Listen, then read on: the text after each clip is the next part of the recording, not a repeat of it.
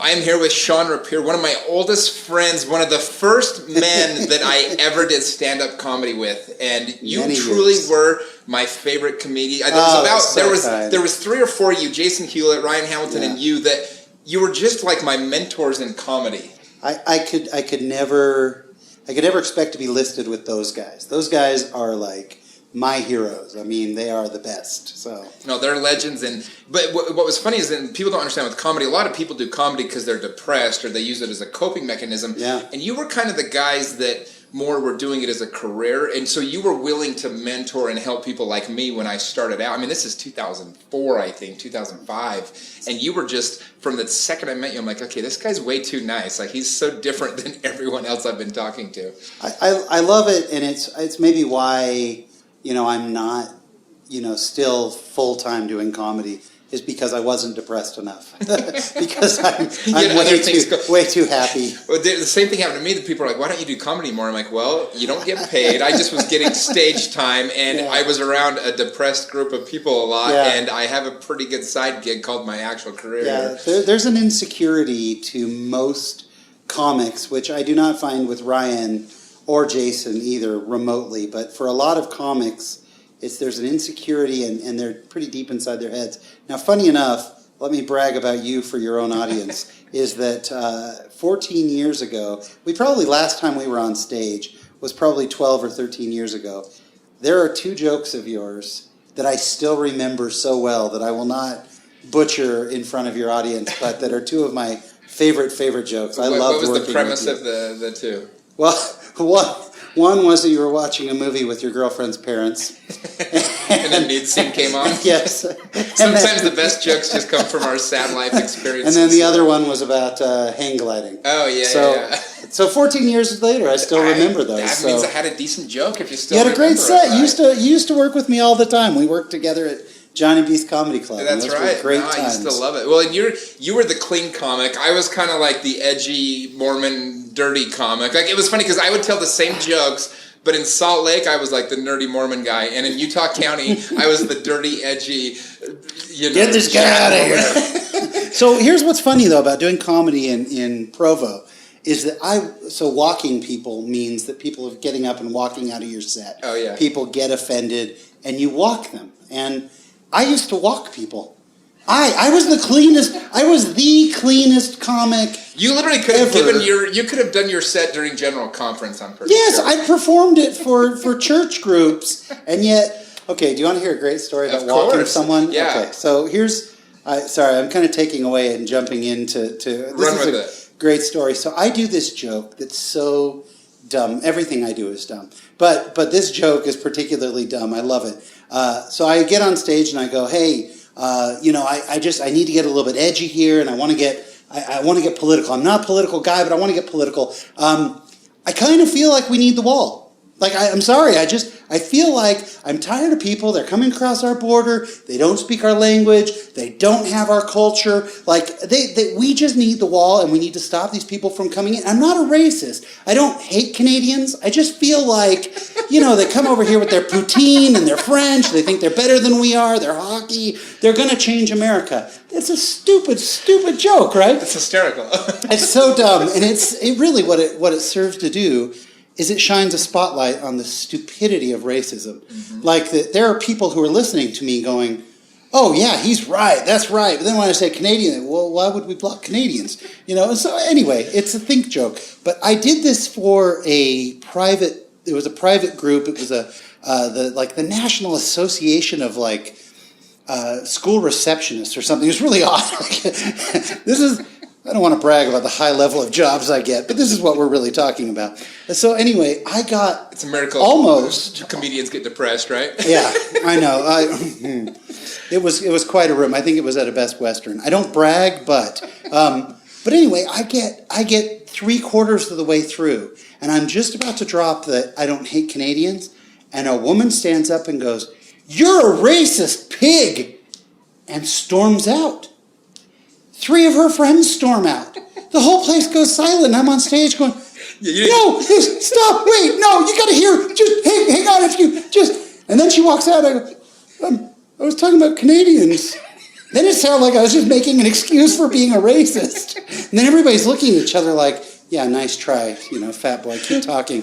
And so finally, I go, well, let's move on. Can someone tell her the joke was, and I'm explaining a joke, which nothing is better with stand-up than explaining a joke.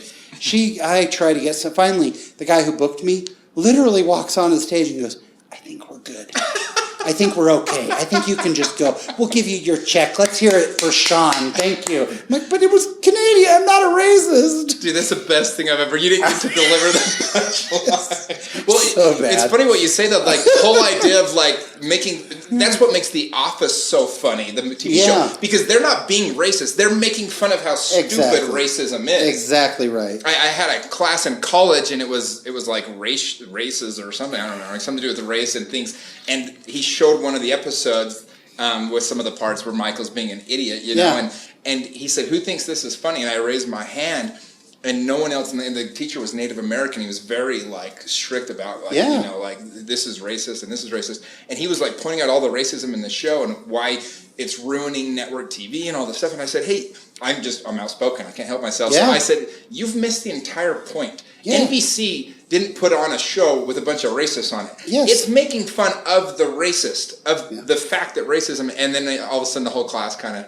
that is what was going on, and that's hilarious. Because the people that they have be racist are Michael Scott. Right. He's the idiot, and he's well intended, but he's the idiot. You don't have the serious characters be the racist. That's right. No, that's awesome. I remember my favorite time I ever walked people from Provo. I told one of my jokes, and I was making out at the MTC or something stupid that only would offend somebody in Provo. Only in Provo. And they grabbed their baby carriage and they walked right out with their baby. That was always my favorite. Only in Provo. That's I've done clubs all over the country, and Provo is the one place where it's for some reason, bring your baby. Yep. Heaven forbid you could get a babysitter. Why not bring a baby to a comedy club? It's just ideal. Well, and on that other note, I am, no surprise, we've talked about it, but a Mormon comedian, and I do a lot of Mormon comedy. And I've had a couple of things that have kind of hit big on YouTube. And what's funny is, the comments on YouTube are 70 or 80%, this is hilarious, this is fantastic, I love it. 20% is, I have no clue what this guy's talking about, because they're not Mormons. And if you're not Mormon, what I'm doing is this guy's not even remotely funny, which is fine. But 5% or so, 5% is, I'm offended. And one of the things that's interesting is below it, I have, my fans are very defensive. So they'll say, dude, just get a backbone, or just, get a sense of humor, it's okay, whatever. I always take the opposite tack. I always go to them and say, I'm sorry you were offended. Here's what my intention was. I do. You're I feel a better like person that's than my. Me, dude. I just feel like I feel like we owe that to people, because otherwise I do become kind of what they think I am. If I say, dude, you suck, what's wrong with you? Then I am who they think I am. But if I say, you know what, I'm actually super active Mormon, and here's why I made this joke, here's what I wanted us to think about, then it's on them, but they can't go, well, that guy's a jerk. Well, that's smart. No, I always kind of had the theory of, the people that I offend, I'm I wouldn't want to hang out with you anyways. so I don't mind if I offend you, because this isn't me, it's you. I remember when I was a missionary, I had probably the 9 most serious missionaries in the mission were my companions, and I could never figure out if I was supposed to loosen them up or if the president was trying to get me to be more serious. But I had those companions as well. No, I totally remember it. Well, one thing I love about you is you are passionate, and you are, of all the people, so there's no fan base that's more annoying than the Los Angeles Lakers. There's just not. And they've been thankfully pretty quiet the last half decade, but there's been one fan out of all of them that you're so funny to me, because you guys have been terrible for 5 years. So bad. We've been awful. You will post their scores on Facebook. You probably had a Nick Van Exel jersey back in the day. I had a Van Exel shirt. I'm sure you did, because those are Nick the Quick? Are you kidding me? I love it. So you're Nicky V, man. You deserve LeBron James. Yeah, you're one of the few do. fans that actually deserves to have this, because you are as diehard as they get. So I can appreciate that as a loyal Cleveland Indians, BYU, Utah Jazz fan. But give me a little bit of how do you feel as an actual giant Lakers fan to have LeBron? Well, it mixed. I will tell you that now I'm getting very warm to it, because you can't argue his talent. LeBron really turned me off when he did his full day special on ESPN about going to Miami. I mean, first of all, I'm a big Dwayne Wade fan. And so I love Wade already. And then, like, LeBron makes the decision, and it's all day, and it's like, dude, get over yourself. I mean, come on. No player who's ever played, even Magic Johnson, the single greatest player who's ever touched a basketball in his entire life, did not deserve that type of fanfare. And then he goes, and to me, he has not always been the closer. And to me, I'm used to guys like Kobe. Kobe, we're going to live or die off my final shot. I am getting that final shot. And when I look at the way this last series ended in game 1 at the end when J.R. Smith turned around and started dribbling and you've got LeBron waiting for the ball, Kobe wouldn't have let that happen. He would have jumped in front of J.R. Smith. He would have gotten that rebound. But at the same time, you cannot argue his greatness. And so he's going to really elevate the team. My big hope is he draws talent. I was hoping that somehow we'd end up with like an Anthony Davis or an Antetokounmpo or something. But, alas, I'm happy and I'm looking now that he's a Laker. Well, at least you're relevant again, right? And the interesting part, though, is will you have time to build a team that is a championship team by the time LeBron starts getting into his peak years? Because he's already, he's got a couple, I think, elite years left. I think he's got 2 to 3 elite years. He puts his body through a lot, and he demands a lot of minutes. A lot of it is going to be how is Coach Luke going to do with him? He's not always the easiest guy to coach. Mm-hmm. But then also what makes me happy is they've kept their young talent. So we've still got Brandon Ingram. We've still got Ball, which we'll see what happens. We've still got Kuzma. We'll see. You are a devout Jazz fan. I am a devout Jazz fan. So I have spent my years, I have seen the Lakers play almost every single time they've been here, including playoff games and everything. And of course, I'm the humble, very quiet Lakers hat, Lakers shirt, Lakers shorts, Lakers socks, Lakers, my old Magic Johnson cons, the whole 9 yards, right? And so I went this one time, and I was with my best friend, and he was in his Laker gear, and the Jazz fans were just merciless. And we were terrible, and they were yelling at us and stuff, and they just kept yelling at us. And, we were down by 15 already. I'm going, enough. And so I go, hey, Mike, watch this. I walk over to this group of really rowdy fans, and I say, excuse me. They're like, what? Look at the scoreboard. You know what? And I said, I'm so sorry to bother you guys. I'm actually here from California, and I guess it's different at the Staples Center. Where do you guys hang your titles? Dead silence. Just... So I'll be sad when the Jazz finally do win a title and that's taken away. I was having an argument on Twitter with one of my Laker buddies, one of the annoying ones, Rob Sperry, who was actually on this show. But awesome guy otherwise. His sports knowledge is terrible. But we were arguing on Twitter, and he kind of dropped the championship thing. And I was like, man, do you realize how hard it is to argue with a Lakers fan? Because it is, it's kind of fun. Well, and one thing that you told me that you've done is you've seen the Lakers play in almost every stadium in the entire country. I've seen them in at least a lot of them. I've seen them play in Boston, in Phoenix, in Atlanta, in Orlando. I've seen them be the away team at the Staples Center a few times, which is kind of fun. I've seen them at Golden State. Yeah, I've seen them in quite a few cool arenas. Can I tell you my least favorite thing about the Staples Center is they dim the lights down, and it just really creates a low energy environment. Am I crazy, or is it's Hollywood? It's all Hollywood. I don't like it. What's funny is Laker fans are funny. Well, so I probably go to 2 to 3 games at the Staples Center a year. It's great. My dad has a good friend, and my dad and I will usually every year we go out for at least one game. And his buddy's got 8th row center tickets, and we used to actually sit when Rick Fox was playing. Our seats were right in front of Vanessa Williams. And so we'd literally sit with their family. What was really fun about that was that we'd be sitting there watching the Lakers play. And this was back in Robert Horry and AC Green was playing. Anyway, Horry would drop the ball. Come on, Horry, what's wrong with you? Kobe'd make a bad play. Kobe, get your crap together. And then Rick Fox would do the worst thing in the world. We'd all go, it's all right, Ricky, way to try. Way to be Fox. Yeah, he's awesome. We love Fox. Yeah, good. Guy's trying. That guy works, man. Next time, Foxy, you'll get him. I love it. Well, anytime I go, because I go to a lot of road games too, and you do find yourself, if you sit in good seats, you never know who you're sitting by. So I always have to tell my friends, because I'll bring friends with me sometimes. Like I'll get him tickets, and like Kyle Van Noy, he plays for the Patriots, and he'll get me family passes sometimes or whatever. And I have to tell people, like, look, if you're mad at any of the players, just keep it to yourself. Shut it. If you've got good seats, you're by somebody who knows somebody. That's right. We also sat next to the team dentist. And we were sitting there talking to him. He was retired, but he had been the team dentist for like 30 years. And I look over and he's got rings. Did you know the team dentists get rings? I did not. Literally, the team dentist. I want to be the rings. team realtor, so that maybe I'll be the team real estate. I'll be the team anything. I'll do whatever it takes. Dude, I love that. Well, I want to back up into your story because something that's unique about you and why I think you're such an amazing person is you not only built this great comedy career, which in and of itself is just a grind, can be brutal, but you side by side created several companies that you've created as an entrepreneur and then sold off.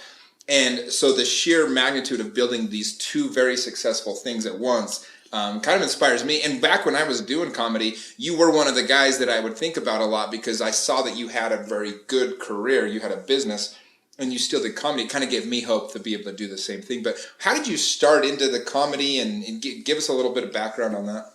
Well, I'm from San Jose, California. That's where I grew up. I was a terrible student. I have pretty severe ADD. It's really pretty bad, and I could not focus on school. Horrible student. And I tried, and I was just a bad student. And I think I kind of used comedy as a way to kind of cope with that. Like, I wouldn't catch what was going on around me, so I could make a joke about it, and that was it. And I think that really, I believe that people take roles in their families. And my brother was a big jock. I say was. My brother passed away three years ago. But he was a big jock, basketball, track, everything.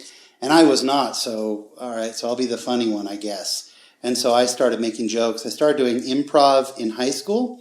And then just always felt like I was naturally funny. I'd say crap would come into my mind, I'd say it, and people would laugh. So I thought, well, I must be funny. But even when I was doing improv, what I enjoyed most was I would MC the show.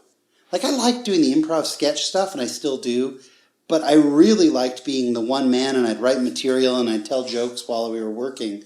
And I liked that. Went on a mission, got home, got married in Southern California, and really wasn't thinking about it until I got out here. My wife had worked for Johnny B's Comedy Club before her mission, like in 1990 or something like that. She worked for Johnny B's. And so she told me when we moved to Utah, she said, hey, there's a comedy club, why don't you try it? And I went to open mic night, me, Michael Berkland, John Moyer. It was this whole group that kind of have, gone on. Ryan Hamilton used to open for me. That's how old I am. But I just tried it. I got up and did the open mic thing and fell in love with it. I always say, you're a comedian the first time when you do open mic, if you get a laugh, you get down, you go, did you see that guy? Yeah. He was totally laughing at my one joke. Yeah. You're very positive, and then you start to get good. Then you get cocky. Then you crash. Then you have that show that you can't buy a laugh for $1,000. You could not get a laugh no matter what you do. And so that ends up happening, and then you're very humbled. It's the worst feeling in the world. Every comedian walks off saying, I'm done. Never again. I will never again get on stage.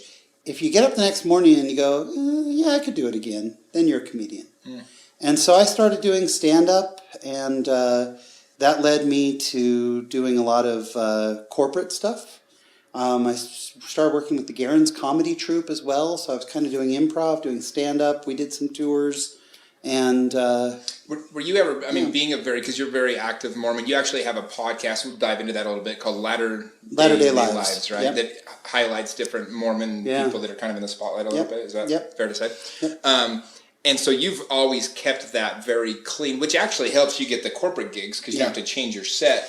Were you ever tempted to do other jokes, or when a funny joke comes to you but it's not appropriate? How did you manage that to keep your show clean like you did? I'm my worst critic as far as righteousness, just making sure I'm righteous. I have a few killer jokes that are so darn good, but that are inappropriate. And I did one night. And afterward, the guilt was just overwhelming. I actually have a Mormon mother who lives in my head, who just constantly tells me, what I'm doing wrong. And truthfully, I just felt so guilty about it. So now I've never been tempted. Interestingly, it is easier to get corporate work, but not if I tell them I'm Mormon. I've lost corporate jobs because they'll say, "Are you clean?" "Yeah, I'm actually devout Mormon." "Oh, yeah, we'll get back to you." No, I don't only do Mormon. I do Mormon humor, but not in my, not in my regular shows. And so I've lost some. I've had a few times where I had a construction company once who wouldn't hire me because I wasn't dirty. And I finally had to say to the guy, "Look, if I don't make your crew laugh," he's like, "No, they want the dirty, whatever, raunchy stuff." I said, "If I don't make your crew laugh, don't pay me. I won't even take a deposit. If at the end you just say it wasn't funny, great." And did the show. Afterward he said, 10 minutes in, I had completely forgotten that you had even made that deal. So, funny is funny. The truth of the matter is that you can be really funny without being dirty. Yeah, no, and it is such an advantage. The comics that really make it, the Jerry Seinfelds, the Brian Regans, you have to be able to do a very clean set. Otherwise, it kind of becomes potty comedy. To me, was always kind of hack comedy. Yeah. And sometimes a joke does come to you, and where I would usually get in trouble is I'll think of something witty in the moment that was inappropriate, and that's where I wouldn't design my jokes to be like racy or anything. Or I've had that too. I've had moments that I can still remember where I'm just kicking myself going, let the comedian win for once. Why does the Mormon have to win every time? Let the comedian out, Shawn. Unleash the comedian. How much time do you spend? Because a lot of people, I know when I was thinking about becoming a comic, I had no idea what it required to tell a good set. You are a working comic. You have a very good 60 to 90 minute set that you can give at any time. How much time do you spend writing the jokes, going through and coming up with your material? Yeah, to put together, so right now what I'm doing when I am performing, and I'm doing a lot more writing than performing now. It takes a little more money to get me out of bed to get on stage now. It's got to be. It's like I go, nah, I don't feel like. How much? Yeah, okay, I'll be there. What time? That sounds good. But to really put together a true, a 1 hour set of good material, it's probably 3 years. It's probably a 3-year process if you're working on it all the time. So you're saying working all the time, working multiple hours a day on this, 3 years to come up with an hour? I think, and I'll tell you that most good comedians, I give that answer and then I'll give you the caveat. And the caveat is I don't know, because I don't feel like I've ever had a full hour that was good. And I don't know that I've ever talked to a comedian who felt like he had a full hour that was good. Jerry Seinfeld does he's got a great documentary about when he's retiring his set that he's done for 20 years. Mm-hmm. And why it's so hard, and the reason it's so hard is you own these jokes, and they work. I feel like I've probably got 20 really solid, I've got 20 minutes that you can bring in, anybody. I can take any crowd, and for 20 minutes, I can destroy them with that material. That's also why, people wonder, why do comedians get so offended when their stuff gets stolen?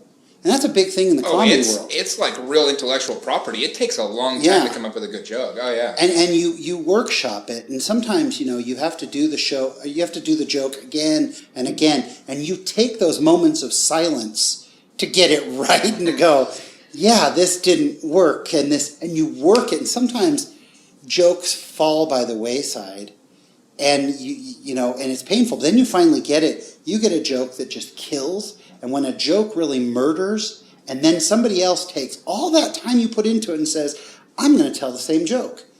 And you're like, are you kidding me? You didn't go through that. Yeah. It feels like, I say literally, this is figurative. This is not at all, this is like the least literal thing. Figuratively only, it's like, being pregnant for 9 months, having a baby, and then the nurse walks by and goes, oh, I'll take this one. No, I did all the work for that baby, No, I remember when I was telling my jokes.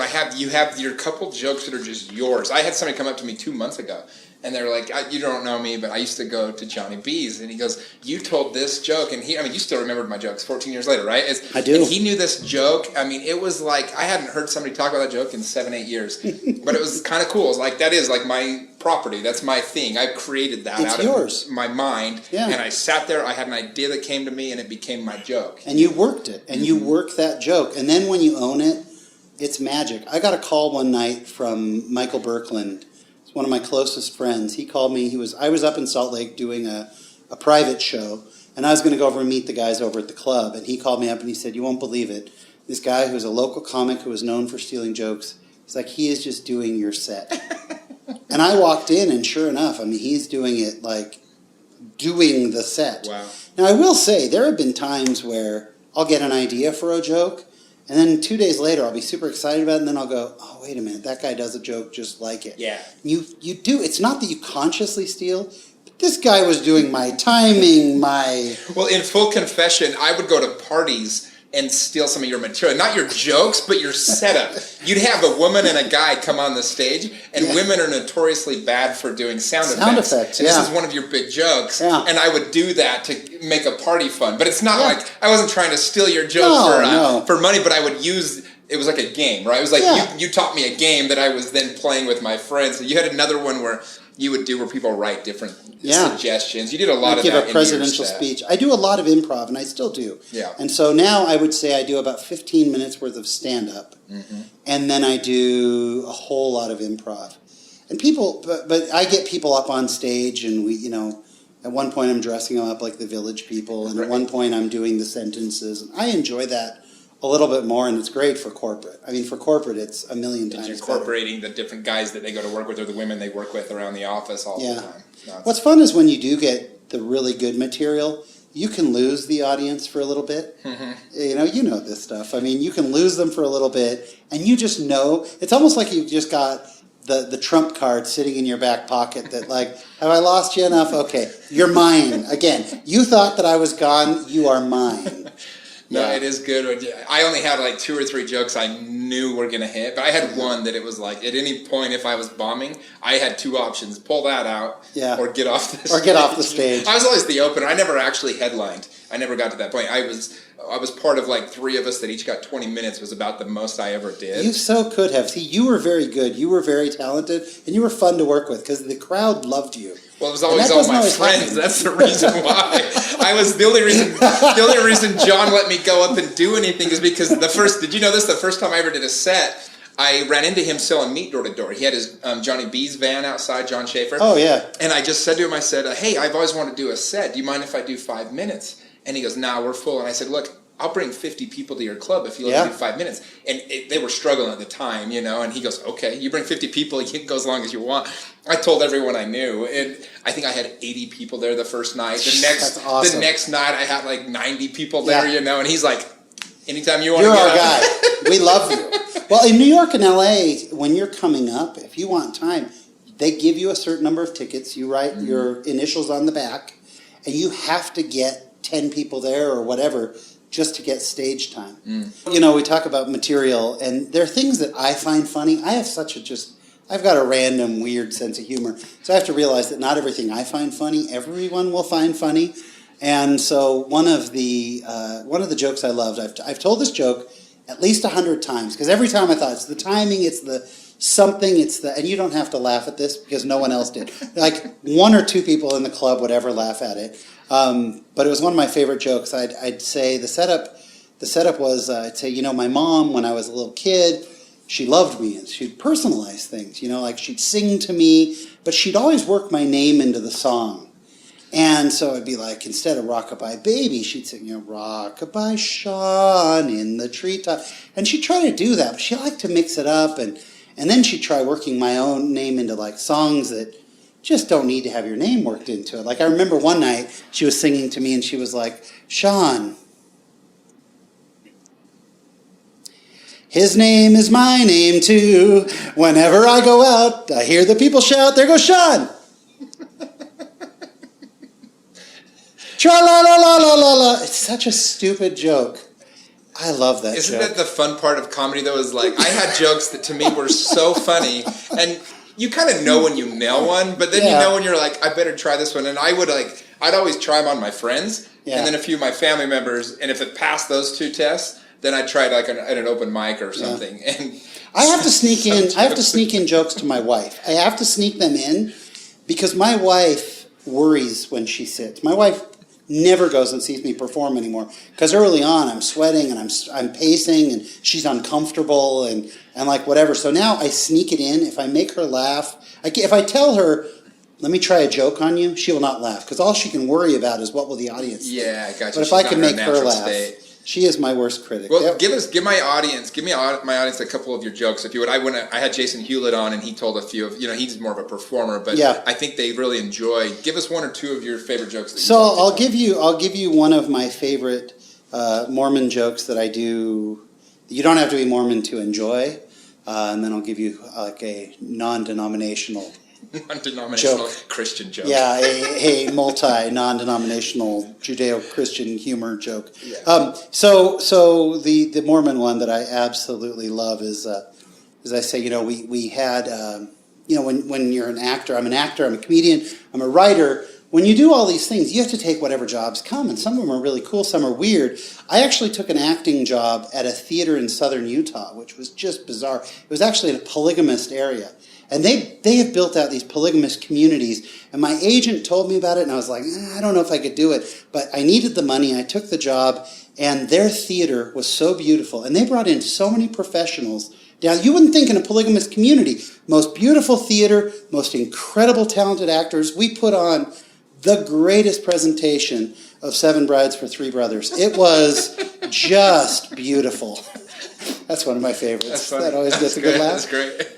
The non-denominational one, I'll tell you the joke that my wife hates most. Men, we're not romantic. I'm not. I just don't think that way. And my wife is really cute. And so, she's always wanting to do these cute little romantic games and things. And I got home and she's like, I came up with this new game I heard about. And it was apparently on an episode of Friends or something a long time ago. But basically, you write down on a card, you write down your 5 fantasy people. And we play a very PG version of it where, like, for example, my wife loves Brad Pitt, right? So she'd write down Brad Pitt. She carries the card with her. If she ever bumps into Brad Pitt, it's like a free pass. She can kiss him and, it won't matter. And to me, I'm going, this is the dumbest thing I've ever heard of in my life, But I love my wife, so I'm going to play along, right? So I take the card, and she's like, Brad Pitt, Leonardo DiCaprio, you better hope I don't run to him. And I'm thinking, just kill me. This is the worst, dumbest thing. But I love my wife, and if I'm going to play along anyway, so I write down, I just think that Angelina Jolie is stunning. So I write down Angelina Jolie, and then I wrote down Jennifer Aniston. Maybe I've got a Brad Pitt thing myself, so I wrote down Jennifer Aniston. And then my son's kindergarten teacher, the girl who works at the 7-Eleven. I don't know her name. I just wrote 7-Eleven. My wife has to accept that, right? She's got to go with that, okay? Yeah, and then I got a couple spaces open just in case, ladies. Couple spaces. I got a pen. Anyone? Yeah. That's hilarious. That was the joke I remembered the most of any of the jokes you told. Is it? It's so good. It's so funny. One of the things I'm most known for, I remembered 7-Eleven girl. That was the one on the list that I remembered the most. That's one of the jokes I'm most well known for because the audience has no idea where I'm going with that so one. Good. It's so good. One of the things I'm most known for is just coming out of the gate with fat jokes. I usually open my show. Everybody claps. For those listening, Shawn's a bigger guy. I'm bigger than bigger guys. Yes, I'm a fat man. So I walk out on stage and everybody's cheering and I go, oh my gosh, you guys, I'm fat. No, I really am fat. People have started referring to my wife as my better quarter. When I stand in line for Chinese food, people rub my belly for good luck. I set my cell phone to vibrate. I don't feel the call for like 3 minutes. And at that joke, people kind of get turned off. I kind of lose them. The other joke I like, but I feel like it's too close to the cell phone joke, is I'll say, when I drop food, I have the 34-second rule.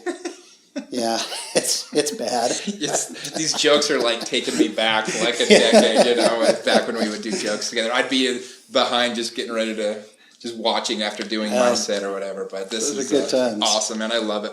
Well, get us a little idea about your profession. Well, actually, before I ask you about your entrepreneurial stuff that you've done, the companies you've built. So what was the worst bomb? I guess you told the story about with your Canadian joke not going over well. But besides that, do you have a story when you just bombed, like completely bombed, and it was the worst experience? I have one that I don't know if I can call it a total bomb. It's there's a comedian. It's just the most interesting show I've ever done. There's a comedian named Bent Washburn. Mm-hmm. You know Bent. Yeah. Bent is now big national touring act, and he's done Conan and all this big stuff, and he is hysterical. He and I decided one year we'd do Christmas shows together, and so we were doing these Christmas shows, and some construction company had gotten the I-15 job and threw a mega party out at Saltaire. So we got to Saltaire, big open air place, and while we're out there, we get there, and there's a DJ playing, and everybody's drunk. I mean, just drunk. Like out there just wasted. And so they were going to stop the DJ and tell everybody to look at this stage on the other side of the room for two comedians. Like this has disaster written all over it. There's no way this is going to be okay. So we go in, and the guy who hired us is kind of drunk, and he goes, well, we just don't want to stop the music, but we're paying you, and we charged stupid money for this show. And, well, we were paying you, so do you want to just stand up and do your show anyway? But we're not going to stop the DJ. And so I said, there's no one down there. There's like nobody in the last 3 quarters. It's a massive hall. There is no one down there. And he goes, could you stand on a chair in the middle of the room? Yeah, why not? At this point, we just want the check. So quite literally, I put a chair in the middle of the room. They didn't announce us. I stood on a chair, no microphone, because they didn't want to stop the DJ. And I told jokes to Bent for about 5 minutes. At which point I stepped down. Bent stepped up, stood on the chair, told me jokes for 5 minutes, and then we went and collected about $7,000. That's amazing. It was one of the weirdest fun, and people were like drunk, and then looking up going, where's that guy in a chair? So I'm going, so it's Brad Pitt. My wife writes down, Brad, are you with me? You're up there telling jokes. One of your jokes is about knocking the animal crackers off the van seat. You're up there doing those jokes, I remember all these jokes, dude. Oh, I'm impressed you remember that one. Yeah, dude. The old minivan jokes, yes. They're like, get off the stage, bro. No, they didn't know I was on the stage. They were waiting for you to body surf. They probably thought you were getting ready to jump. I'm ready to jump in. But then what's funny is then we walk over to the guy, and Bent and I are like, well, I guess we did what he asked. I don't know. So we walk over to him. You guys are awesome. Merry Christmas. Here you go. And I think we charged him like $6,000 or $7,000 for that. It was unbelievable. I'll never forget that event. I love it. That's one of my favorite stories I've heard from comedians. Well, minus making a fortune doing 10-minute shows out at Saltaire. Right. Tell us about a little bit your business background, because you've sold. Is it 3 companies now that you built up and sold? Two. Two that had a successful. 2, and then we've had some others that we've been a part of, or whatever. But yeah, so how do you decide what to go into? Like when you decided, okay, I'm going to go this route, because you didn't really start till a little bit later. I think. So I've got 22 years now. I mean, the bottom line is I was going to be a comedian actor, and that was it. Mm-hmm. And I was acting. I was doing commercials. I was a comedian. And then we ended up through a crazy series of events. My wife was working full-time. She's an occupational therapist, very smart woman. And we ended up adopting a 1 and a 2-year-old. Like that. I mean, like this was never part of our plan. 2 kids needed a home. My wife felt drawn to them. And she said, by the way, I'm quitting work to stay home with them. And I thought we had years till we were going to have kids. And it was like, no, you got a few weeks, pal. And I'm out. I'm done. And so all of a sudden it was like, making a living, a real living. I mean, comedy, acting, writing is a single man's game. And it's a great singles man's game. You can survive, but to really build a family, you can't. And so I went out looking for a job, and I just got a job as the Utah sales rep. I knew some people, and I convinced them that I could sell as the Utah sales rep for a computer cable company. That was it. We got acquired by another company. They liked what they saw and made me a national sales manager. And so I'm doing all this creative stuff on the weekend and at night, And then I was working. Well, that ended up working my way up to a director level with them. 2001, the whole crash happens. I couldn't get arrested. I could not get a job right after 9/11. So we started our own company out of necessity. First year, I paid myself $4,000. Lean times, very difficult, but we saw there was something there. And so we built it up, ran that for 5 years, paid ourselves and everything, sold it in one of the worst deals in U.S. history. I think that it is literally, no, it was a terrible, we overlooked part of the contract and almost pretty much gave away about a $2 million a year business. Wow. Just handed it over to some people. And I learned a lot from that. But that was that tough to bounce back from when you did that in that moment? You know, I had stayed on with them, and they brought me on as their vice president of sales. So they took our company and put me as vice president of sales over their whole team.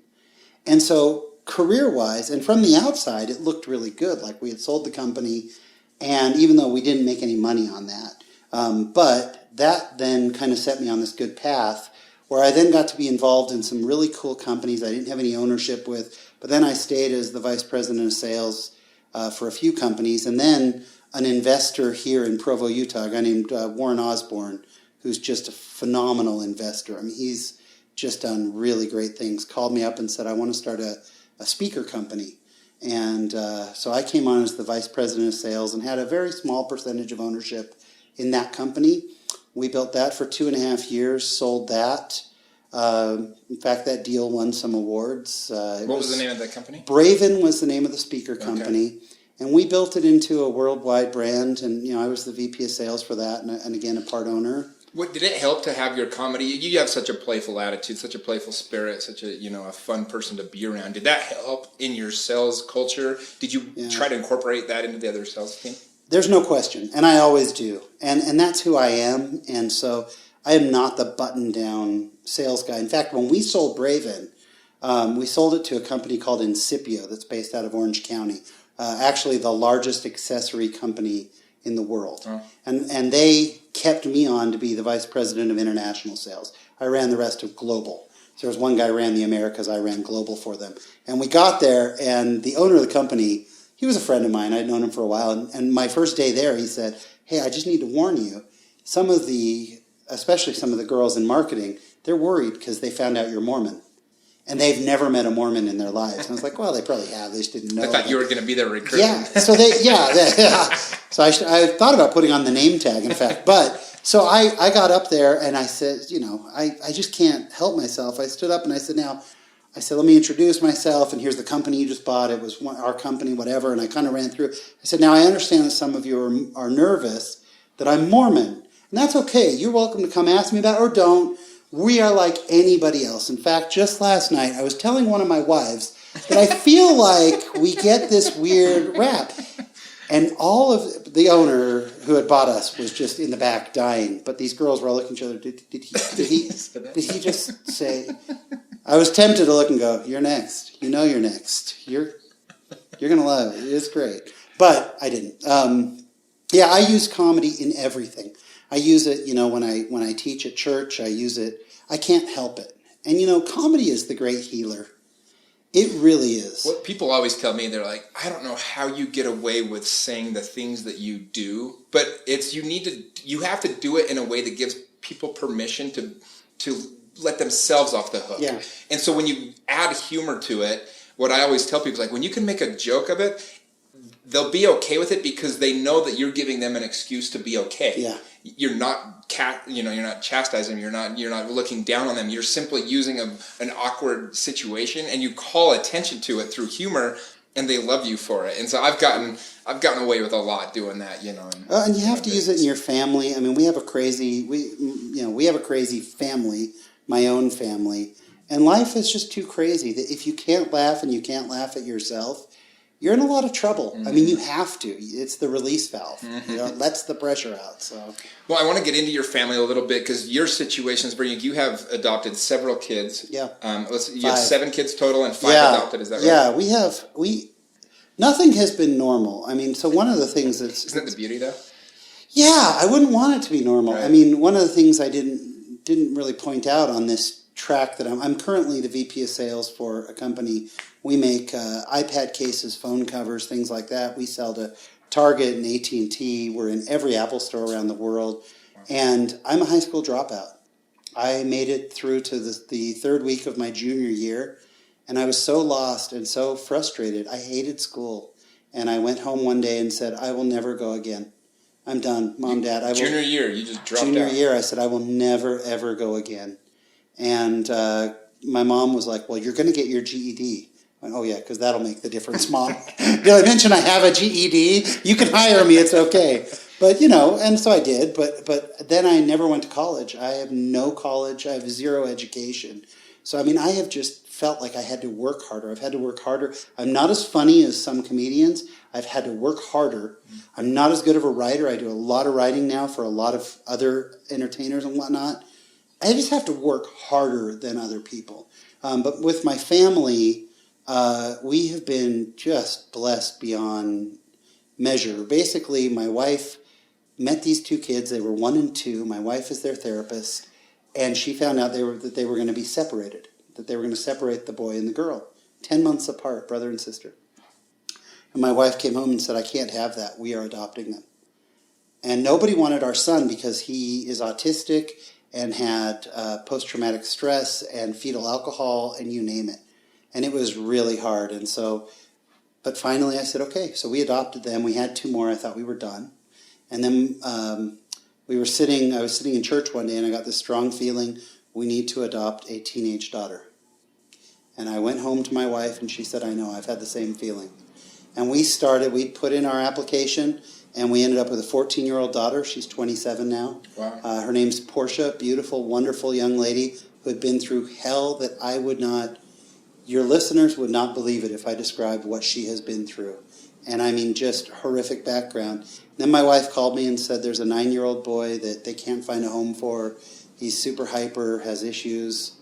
And I said, okay, we have room. As long as we have room, cool. So we adopted him. He's 16 now. And then she called me again, and I said, whatever, just at this point, what am I going to say? And we adopted a 14-year-old daughter who is now 20. She just turned 20 last week. And then we've had 2 of our own who are now 20, be 20 next month, and 14. Well, that's it's rare that kids get adopted after age, I think, 6 or 7. Yeah. Was there, just honor you a little bit about how amazing of a person you are to take on these, kids that other people, frankly, weren't willing to sacrifice what they needed to in order to raise them. How difficult, how did you manage to do it? Because you've been very successful, too. You've brought more and more. How did you build such a great community within your own family? It's, in a word, it's hell. It's hard. And I never candy coat it for people because people always say, well, we're thinking about adopting an older kid. It's really hard. What happens with older kids is they want to be with their families. They just want to be with their families. And their mom and dad, whatever they did, it's still their mom and dad. And they have been ripped away. Now we give them, hopefully, a great home and a great life. We take them on vacations and all these things. What happens is every time they've bonded, that bond has been ripped away. And the pain of it is unbearable.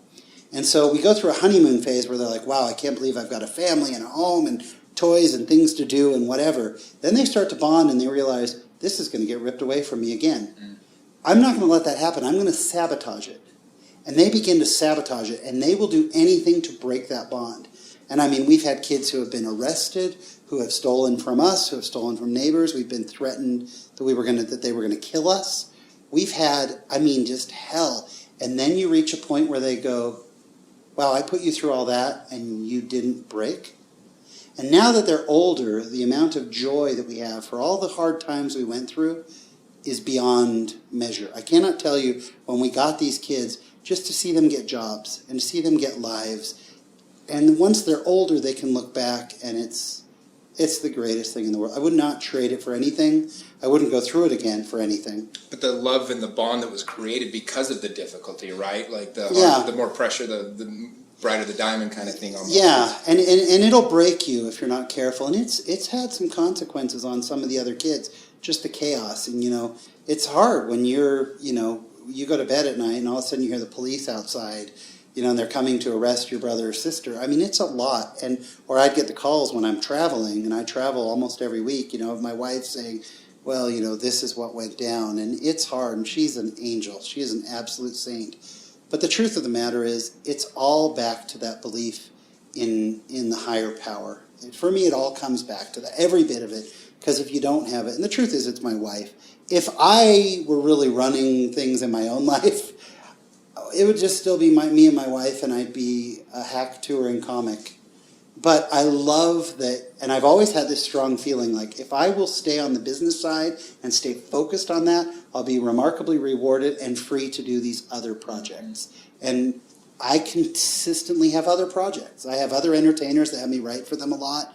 I'm writing commercials, music videos. I'm writing, TV stuff. It's been phenomenal. When you did, I know you just were telling me about you just wrote a new music video for the Killers. Yeah, the Killers have a song called Rut that just came out a couple months ago. Danny Drysdale, who directed their Human video, he's directed several. One of my closest friends, I write with him all the time, and we do video work together, and he and I put our heads together. I wrote a concept, a story, and he pitched it to the Killers. They bought into it, and you can see Rut on YouTube. And it's kind of fun. At the end of the Killers video, there's credits. Story by Shawn Rapier. So that's very cool. Very cool. I want to back up into this with your family a little bit more, though, because I think anybody listening to this right now is just the magnitude of what you took on, and give some advice. I guess if you have, people that whether they're adopted or their own kids or things like that. And I like that you didn't try to sugarcoat it. Right? Yeah. It is difficult. It's the easy life. I always say sometimes people are like, "Man, you really got it going, Jimmy," and I'm like, "Look, I chose an easier route at this point in my life by staying single. I get that. I know that my life is easier than if I had kids. But no life is easy either. For sure. It's different challenges, different struggles, right? But there are rewards that you also give up, both being single and being married. There's different things. And so neither path is right or wrong, correct?